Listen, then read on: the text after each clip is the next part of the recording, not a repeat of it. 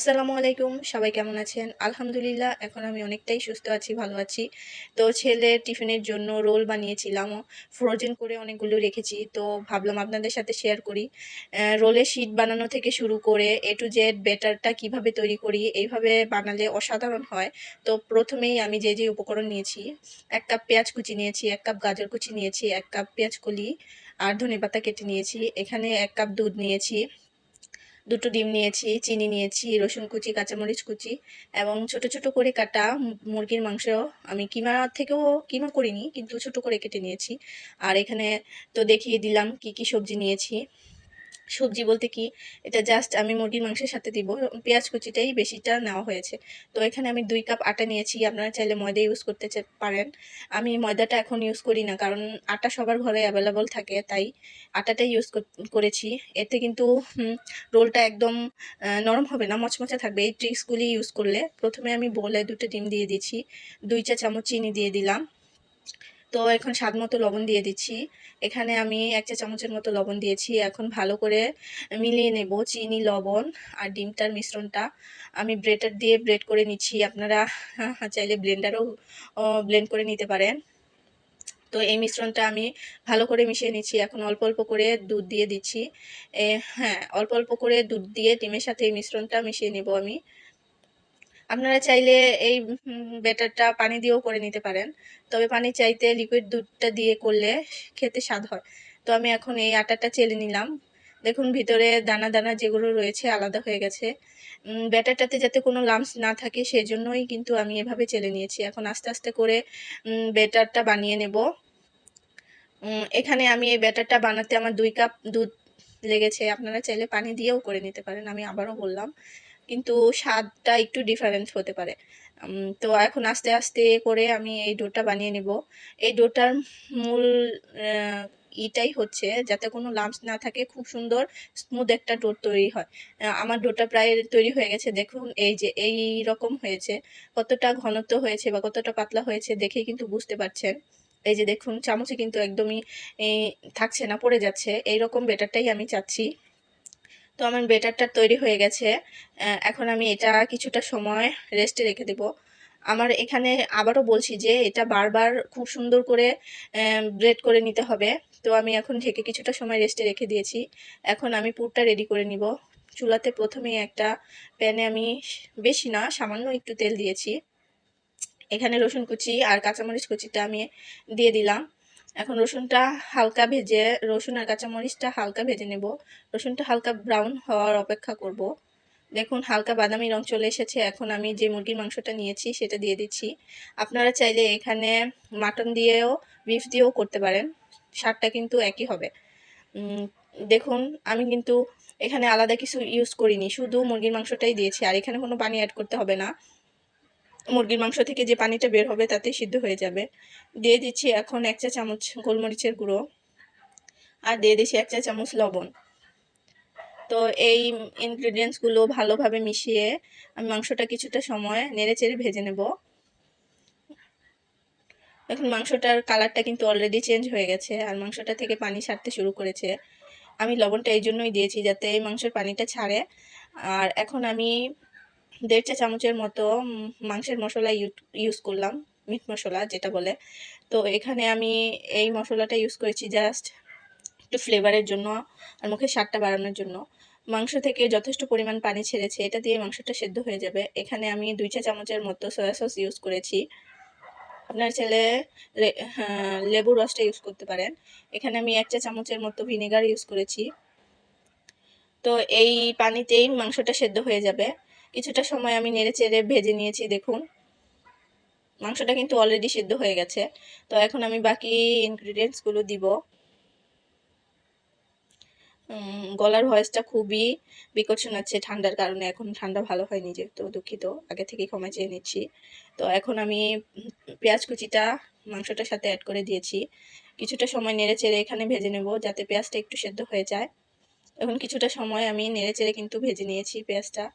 আমার এখানে কারেন্ট ছিল না, তাই কালারটা একদম মেদা মেদা দেখাচ্ছে। তো এখন আমি পেঁয়াজটা ভাজার পরে গাজর কুচিটা দিয়ে দিলাম। কেন জানি আমি কোনো সময় রাত্রে কোনো রেসিপি তৈরি করতে নিলে তখনই কারেন্ট চলে যায়, যার দরুন আমি অরিজিনাল কালারটা কখনই দেখাতে পারি না। তো গাজর কুচি দিয়ে কিছুটা সময় ভেজে নেওয়ার পর এখন পেঁয়াজ কলিগুলো অ্যাড করে দিচ্ছি।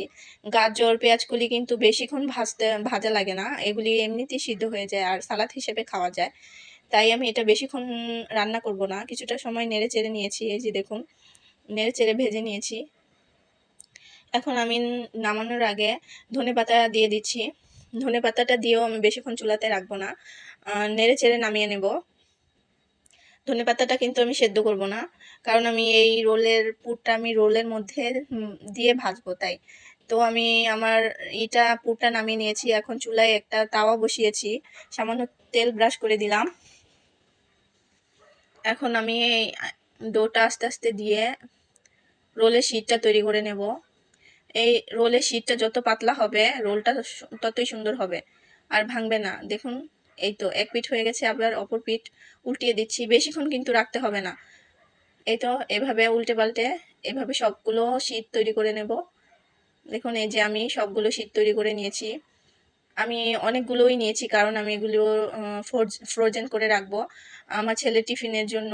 বাসায় মেহমান আসলে বিভিন্ন সময় ভেজে দেওয়ার জন্য প্রায় আমি এরকম করে রেখে দিই। দেখুন শীটটা কেমন হবে, আমার আঙ্গুল কিন্তু ওপাশ থেকে দেখা যাচ্ছে, এতটাই পাতলা হবে। এইরকম করেই বানাতে হবে। তো এখানে আমি একটা ডিম ফাটিয়ে নিয়েছি, ব্রেড গাম নিয়েছি, আর এই পুরটা আর একটু আটা আমি পানি দিয়ে গুলিয়ে নিয়েছি। দেখুন, এখন আমি রোলটা বানিয়ে দেখাচ্ছি কিভাবে বানাবো আমি। তো প্রথমেই আমি একটা রোলের শীট নিয়ে নিলাম। তো এতে পরিমাণ মতো পুর দিয়ে দিচ্ছি। প্রথমটা বানাতে গেলে একটু ভয় করে, তো পরপর বানাতে বানাতে আবার ঠিক হয়ে যায়। তো এখানে আমি পুরটা ভালো করে শীটের মধ্যে বসিয়ে নিলাম। তো এখন এই সাইড দিয়ে আমি এই আটাটা লাগিয়ে দিচ্ছি।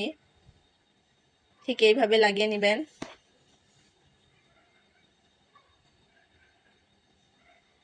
একটু সাবধানে দেখে নিন, একটু সাবধানতা অবলম্বন করে করে নিলেই খুব সুন্দর রোল তৈরি হয়ে যায়। এই তো আমি মুড়ে নিচ্ছি, দেখুন, হাত দিয়ে চেপে। এখন এই পাশটাতেও আমি হালকা একটু আটা লাগিয়ে নিচ্ছি, অপর পাশেও লাগিয়ে নেব।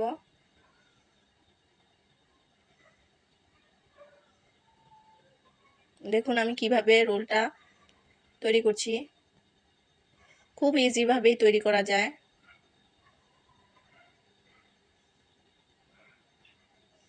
এই তো একদম রোল তৈরি খুব ইজি ভাবে তৈরি হয়ে গেছে আমার প্রথম রোলটা। তো এইভাবে আমি সবগুলো রোল বানিয়ে নেব। তো আপনাদের সুবিধার্থে আমি আরেকটা রোল বানিয়ে দেখাচ্ছি। দেখুন আমি কিভাবে রোলটা পেঁচিয়ে নিলাম। দুঃখিত, শীতকাল যেহেতু হাজার চেষ্টার পরও মাছিগুলো তাড়াতে পারছি না, ঘরে কোথা থেকে জানি চলে আসে।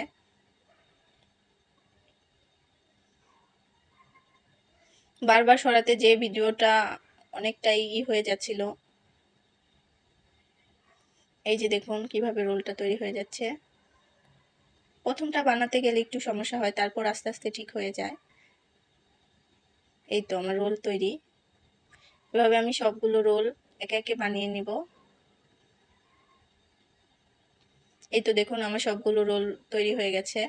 বাকিগুলো আমি রেখে দিয়েছি, আমার ঘরে সবার জন্য নিয়েছি, এখন ভাজার জন্য ওইটাই আমি তৈরি করে নিচ্ছি। প্রথমে আমি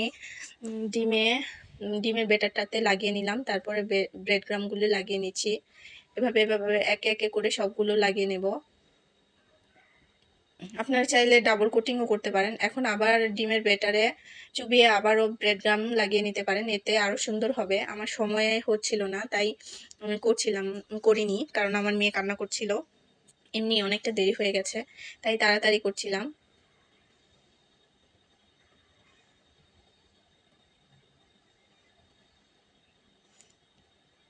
একে একে এভাবে আমি সবগুলো রোল ডিমের ব্যাটারে দিয়ে ব্রেড ক্রাম্ব লাগিয়ে নেব, আর বাকিগুলিও আমি এই একই প্রসেসে ফ্রোজেন করে রেখে দিব। আর যখনই প্রয়োজন হবে নামিয়ে শুধু ভেজে নিলেই হবে। তো আমার রোল বানানো কমপ্লিট। এই তো দেখুন আমি এখন ভেজে নেব। চুলাতে আমি আগে একটা প্যান বসিয়ে তেল গরম করে নিয়েছি। এতে কিন্তু তেল আমি বেশিটা গরম করিনি। প্রথম অবস্থায় তেলটা হালকা বুটবুট আসার অবস্থায় আমি রোলটা ছেড়ে দিচ্ছি।